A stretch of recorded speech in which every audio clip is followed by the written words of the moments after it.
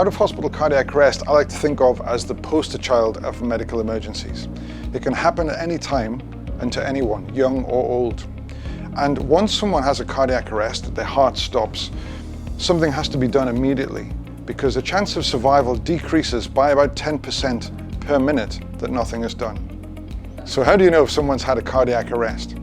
Well, if someone collapses and they're not responding and not breathing normally, then they probably have had a cardiac arrest. And if someone has a cardiac arrest, you need to do 3 things. The first thing is call for help. Call for help from people around, but most importantly, call for help from the emergency services. Dial 999 and explain what's happened, and they will send an ambulance. While the ambulance is on its way, it's important that you do 2 more things. The first one is start chest compressions, sometimes called CPR. You put your hands together, you lock your fingers, straight arms, over the center of the person's chest and push down hard. About 100 times a minute is the right sort of rate, which is the beat of Staying Alive or Baby Shark or lots of other tunes that you can find on Spotify or your favorite music supplier.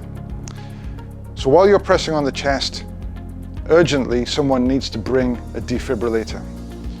Unfortunately, it can sometimes be difficult to find a defib, but if there's a public access defibrillator or an automatic external defibrillator at AED nearby, if you can bring that, then that can be used to restart the person's heart. People are sometimes concerned about using an AED. It seems quite high-tech and potentially dangerous, but that's not the case. AEDs are designed to be very safe and very easy to use. Once you open the box, there are instructions there. Once you switch the machine on, it will tell you using voice prompts exactly what to do. Put the pads on the patient's chest. The machine itself will analyze whether or not a shock is required. If a shock's required, if you push the button, it'll be delivered. But if a shock's not required, the AED will do nothing. It's not possible to harm someone using an AED. The worst thing you can do is nothing at all.